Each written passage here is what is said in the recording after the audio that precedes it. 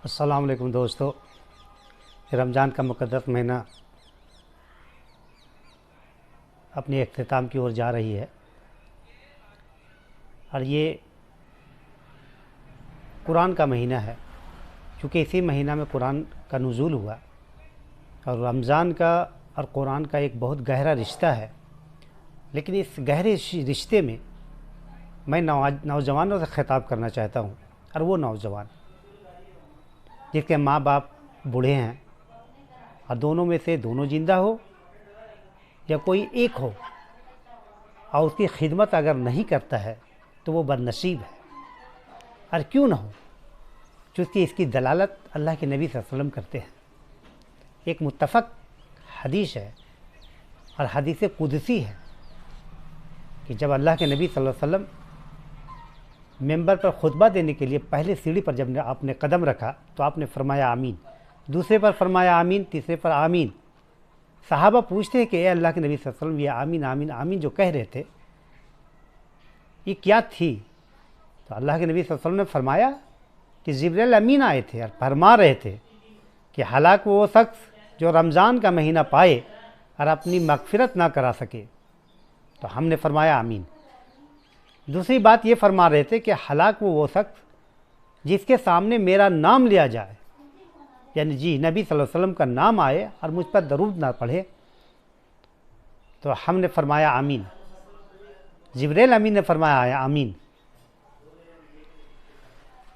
तीसरी पर अल्लाह ने सल्लल्लाहु अलैहि वसल्लम ने फरमाया कि हालांकि वो शख्स जिसके माँ बाप में से दोनों ज़िंदा हो या किसी एक ज़िंदा हो और उसकी खिदमत ना कर सके और जन्नत का रास्ता हमवार ना कर सके अपने लिए, तो मैंने फरमाया आमीन।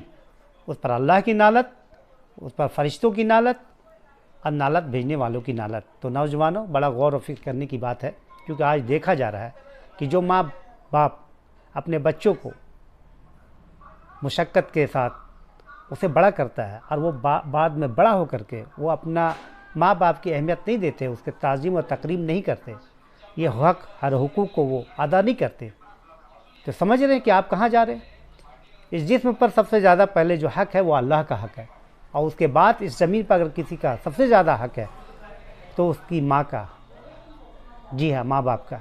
एक हदीस मैं मुनासिब समझता हूँ बताने के लिए, चूँकि मुस्नद अहमद और निशाई में है कि अल्लाह के नबी सल्लल्लाहु अलैहि वसल्लम ने फरमाया कि माँ के पैरों के नीचे, कदमों के नीचे जन्नत है। जन्नत किस मामले पे? कि उसकी खिदमत ना करे। अगर खिदमत करोगे तो जन्नत में जाओगे। जी। दूसरी जगह अल्लाह के नबी सल्लल्लाहु अलैहि वसल्लम ने फरमाया, जो बुखारी और मुस्लिम का मुत्तफ़क़ अलैह हदीस है किताबुल आदाब में, कि अल्लाह के नबी सल्लल्लाहु अलैहि वसल्लम ने फरमाया, सहाबा पूछते हैं, एक सहाबी पूछते हैं कि अल्लाह के नबी सल्लल्लाहु अलैहि वसल्लम, मेरे जिस्म जान पर सबसे ज़्यादा हक़ और हुकूक किसका है? तो अल्लाह के नबी सल्लल्लाहु अलैहि वसल्लम ने फरमाया कि तेरी माँ का। दूसरे पर बात फिर पूछे कि किसका उसके बाद? तो अल्लाह के नबी फरमाया कि तेरी माँ का। तीसरी बात फिर फरमाया कि अल्लाह के नबी सल्लल्लाहु अलैहि वसल्लम, जिसमें जान पर सबसे ज़्यादा हक़ किसका है? तो अल्लाह के नबी सल्लल्लाहु अलैहि वसल्लम ने फरमाया तेरी माँ का। चौथी बार अल्लाह के नबी ने फरमाया कि तेरा बाप का। जी हाँ, यानी 3 दर्जा अल्लाह के नबी सल्लल्लाहु अलैहि वसल्लम ने फरमाया कि माँ का दर्जा बढ़ा हुआ है। और क्यों ना हो, जो माँ 9-10 महीना अपने पेट में पालती है, बच्चों को रखती है और उसको जब जन्म देती है तो 2-2.5 महीना दूध पिलाती है, अपने सीनों से चिमटा कर रखती है, बड़ा होकर कर वही बेटा अपनी बीवी को अहमियत दो और माँ को वो तकरीम और ताज़ीम ना करे, तो बताइए उसको जन्नत कहाँ मिलेगा? मिल नहीं सकता, कभी नहीं मिल सकता। जी हाँ, इसलिए दोस्तों, नौजवानों, अपनी माँ का खिदमत करो। रोज़ा तो तुम रखते ही हो, अपनी माँ का भी तकरीम और इज़्ज़त करो, बाप का इज़्ज़त करो, ताकि तुम जन्नत में जाने का रास्ता हमवार कर सको। यही बातें थी जो नसीहत करनी थी।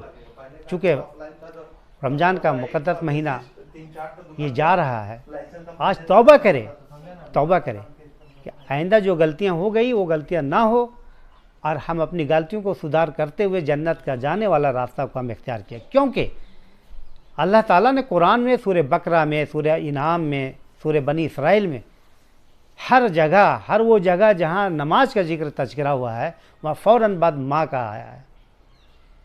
कि हमने वसीयत की लोगों को कि अल्लाह के साथ किसी को शरीक ना करे, और अपने माँ बाप के साथ हुस्न सलूक से पेश आए। जी हाँ, अस्सलाम वालेकुम व रहमतुल्लाहि व बरकातुहू।